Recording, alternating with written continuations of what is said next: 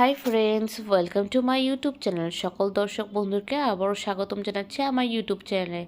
আর যারা নতুন বন্ধু তাদেরকে আমন্ত্রণ জানাচ্ছি চ্যানেলটি সাবস্ক্রাইব করে পাশে থাকার জন্য। Here I am requesting to my all of new viewers and friends whose are just now connected through this YouTube or cooking video. Please subscribe my YouTube channel and stay connected. And if you guys are enjoy my cooking video of any of part, so please do like and share with your near and dear ones. তো বন্ধুরা, আজকের রেসিপিটি যদি আপনাদের কোনো অংশ ভালো লেগে থাকে সেক্ষেত্রে বিনীত অনুরোধ জানাচ্ছি ভিডিওটি লাইক এবং শেয়ার করে বরাবরের মতো পাশে থাকার জন্য। আর বন্ধুরা, আজকের রেসিপিটি হচ্ছিল আমাদের বাংলা এবং বাঙালিদের অনেক অনেক প্রিয় একটি চিংড়ি মাছের লতির কারি রেসিপি, যেটা কিনা সবার বাসায় কম বেশি হয়ে থাকে। তো আমি আজকে দেখাচ্ছি কতটা সহজ এবং ঝটপটভাবে নতুন রাঁধুনি বা ব্যাচেলর ফ্রেন্ডদের জন্য কীভাবে করে আরও সহজভাবে প্রস্তুত করা যায় তারই টিপস নিয়ে আজকে এসেছি।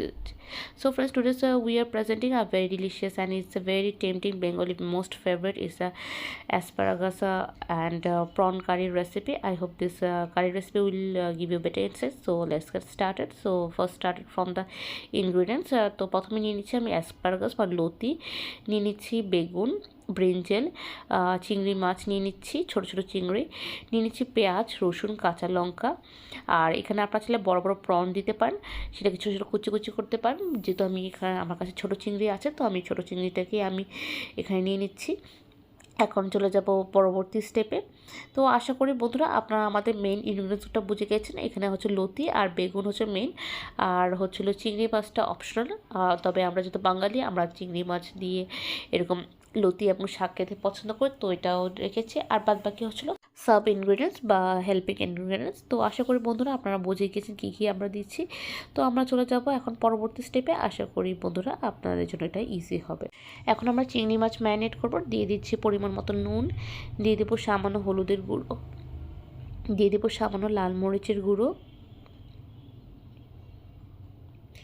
দিয়ে এটাকে ভালো করে মিক্স করে নেব। এখন চলে যাচ্ছি চুলোতে। প্রথমে আমি এখানে কড়াই নিয়েছি, কড়াইতে আমি পর্যাপ্ত পরিমাণ জল দিয়েছি এবং জলের যখন একটু গরম হয়ে আসবে তখন আমি এখানে লতি দিয়ে দিচ্ছি। আর লতিটা আমি কিন্তু আগে থেকে পরিষ্কার করে খোসা একটু করে ছাড়িয়ে নিয়েছি, মানে একটু আঁশ ছাড়িয়ে নিয়েছি। এখন এটাকে আমি একটু বয়েল করব। তো আমি এখানে পরিমাণ মতো নুন দিয়ে দিচ্ছি,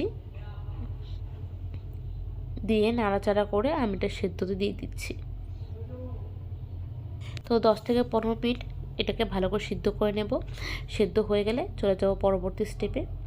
তো এখন আরেকটি কড়াই নিয়ে নিচ্ছি, কড়াইটিতে আমি পরিমাণ মতো তেল দিয়ে দিয়েছি। তেলটি ভালো করে গরম হয়ে গেলে আমি চলে যাব নেক্সট স্টেপে।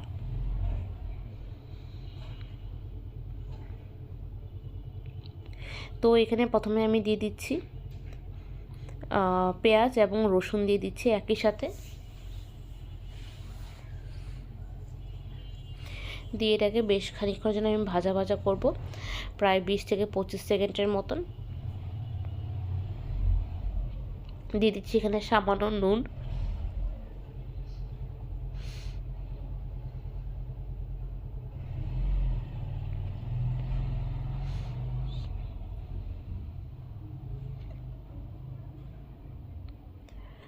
তো এরকমভাবে 25 সেকেন্ডের পর আমি এটা যখন বাদামি রঙের হয়ে যাচ্ছে তখন আমি দিয়ে দিচ্ছি ম্যারিনেট করে রাখা চিংড়ি মাছ, দিয়ে এটাকে আমি ভালো করে মিক্সড করে নিচ্ছি এবং ভাজা ভাজা করে নিচ্ছি একই সাথে।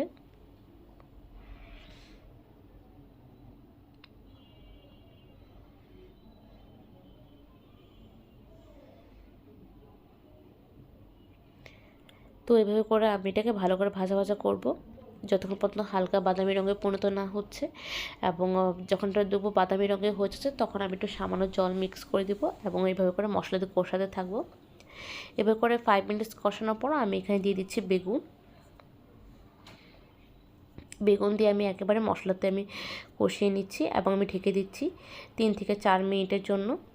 3 থেকে 4 মিনিট পর আমি ঢাকনাটা খুলে আমি চেক করে দেখব যে ভালো করে এটা কুক হচ্ছে কিনা, এবং তার সাথে আমি একটু নাড়াচাড়া করে দিব, এপিট ওপিট করে নেব যাতে মশলার সাথে এই চিংড়ি মাছ এবং এই বেগুন ভালো করে কুকড হয়ে যায়। আর তার সাথে আমি দিচ্ছি লতি এই পর্যায়ে, দিয়ে আমি এটাকে ভালো করে কুকড করা মশলার সাথে আমি এটাকে নাড়াচাড়া করে দিচ্ছি এবং তার সাথে দিয়ে দিচ্ছি চেরা কাঁচা লঙ্কা,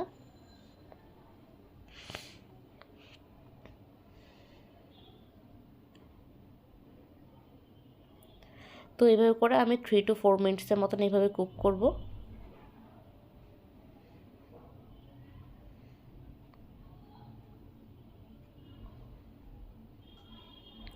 এ পর্যায়ে 3 থেকে 4 মিনিটে খোলা আছে কুক করার পর আমি এটাকে ঢাকনা দিয়ে দিচ্ছি, এবং ঢাকনা দিয়ে আমি এটাকে আরও 4 থেকে 5 মিনিটসের মতো কুক করব।